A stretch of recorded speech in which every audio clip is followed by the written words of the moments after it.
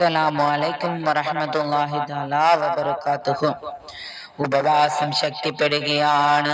ഒന്നാം ദിവസം, രണ്ടാം ദിവസം, മൂന്നാം ദിവസം ഉമ്മ മരിക്കാൻ പോവുകയാണ്. ആകെ കുഴപ്പത്തിലാവുകയാണ്. സഹദർ റളിയല്ലാഹു അൻഹു വല്ലാത്ത സങ്കടത്തിലായി. ഉമ്മ ലോകത്തോട് വിട പറയുമോ എന്ന അവസ്ഥയിലായി.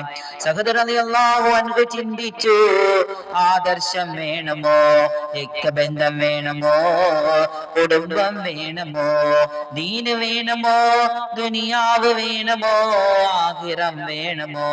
സഹദർ റളിയല്ലാഹു അൻഹു പുഞ്ചിരിച്ചുകൊണ്ട് ഉമ്മാന്റെ അടുക്കലേക്ക് ചെല്ലുകയാണ്.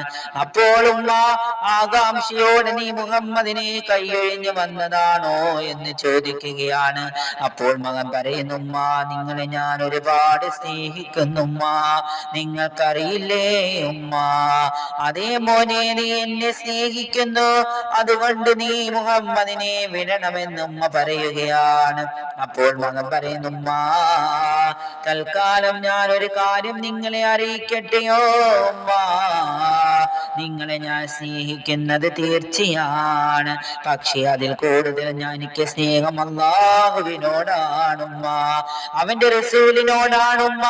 അത് തീർത്ത് പറയാൻ വേണ്ടി ഞാൻ ഒരുങ്ങി വന്നതാണുമ്മ. എനിക്ക് ഏറ്റവും ഇഷ്ടപ്പെട്ടത് എന്റെ സത്യപ്രസ്താവനയാണ്. അത് വിട്ടൊഴിയണമെന്ന് ആര് പറഞ്ഞാലും എനിക്ക് സാധ്യമല്ലുമ്മ.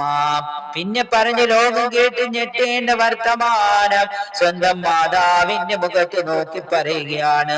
ഉമ്മ, നിങ്ങൾക്കൊരായിരം തടി ഉണ്ടെന്ന് വെക്കുക, 1000 ശരീരമുണ്ടെന്ന് വെക്കുക, 1000 ശരീരത്തിന്റെ ജീവനും നഷ്ടപ്പെടുത്തേണ്ടി വന്നാലും ഞാൻ എന്റെ ദീന് കൈയൊഴിയുകയില്ല. നിങ്ങൾ ഇഷ്ടം പോലെ ചെയ്തോ, നിങ്ങൾ ഇഷ്ടം പോലെ ചെയ്തോ ഉമ്മ. നിങ്ങൾ കഴിച്ചാലും ഒന്നുമില്ല, കഴിച്ചില്ലേലും എനിക്കൊന്നുമില്ല.